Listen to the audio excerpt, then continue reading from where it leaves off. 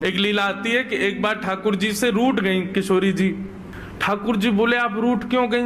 बोले ये नीली नीली मणि आप जो पहन करके आए हो, इसमें एक गोपी का चित्र दिखाई दे रहा है मुझको। ये कौन है? हमसे हूँ रूप गुण सुंदर, ये तो हमसे भी ज्यादा सुंदर है। इसके नेत्र तो देखो कितने प्यारे नेत्र हैं इसके। ठाकुर जी की मणि देख करके श्री जी कह रही हैं, इसकी मुस्कान तो देखो, पता नहीं कहां से तुम्हारे चक्कर में पड़ गई काले कलूटे, ये देखो कितनी प्यारी है। कौन है ये? इसके बारे में मुझे बताओ। मान करके रूठ करके बैठ गई। इतने में ललिता जी आई, किशोरी जी की सखी। ठाकुर जी से बोली, कहा भयो आज श्री जी नाराज क्यों हैं? ठाकुर जी मुस्कुरा के बोले हम एक मणि पहन करके आए हैं, उस मणि में राधा रानी को अपना ही प्रतिबिंब दिख रहा है, और अपनी प्रतिबिंब को देख के करी जे कौन है? ये हमसे भी ज्यादा सुंदर है, ये इतनी हंस क्यों रही है, इसकी आंख इतनी सुंदर क्यों है, ये तुम्हारे चक्कर में कहां से पड़ गई? इस बात से मान करके बैठी। इतनी बोली है राधा रानी, तो राधा रानी मान करती हैं। पर एक दिन किशोरी जी ठाकुर जी से बोली कि आज आप मान करो। ठाकुर जी बोले नहीं आप ही करो, हमसे मत करवाओ। श्री जी बोली नहीं आप रोज मनाते हो हमको, हम आज मनाएंगी आपको, आप मान करो।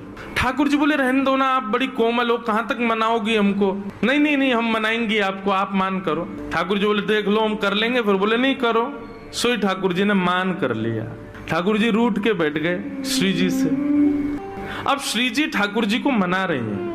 कभी ठाकुर जी की मनपसंद वस्तु बना के लावे, कभी ठाकुर जी का मनपसंद राग गा के सुनावे, कभी ठाकुर जी को नृत्य करके दिखावे, कभी ठाकुर जी के सामने उनका मनपसंद श्रृंगार करके आवे। सब प्रकार से श्री जी ने मनाने का प्रयास किया, लेकिन ठाकुर जी नहीं माने।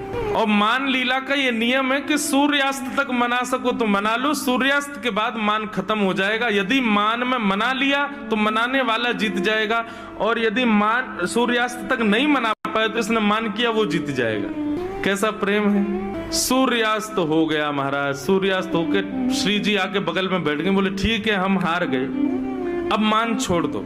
लेकिन ठाकुर जी बिना कुछ बोले मान में ही चले गए। श्री जी बोली ये नियम नहीं है, सूर्यास्त के बाद मान खत्म करना होता है, आप तो मान में ही जा रहे हो। ठाकुर जी कुछ नहीं बोले, चले गए नंद भवन।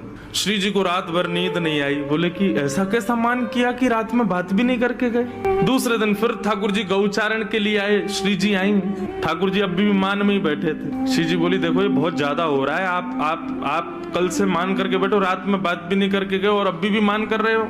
फिर श्री जी मनाने लगी, ठाकुर जी फिर नहीं माने, और रात में फिर बिना बात किए चले गए।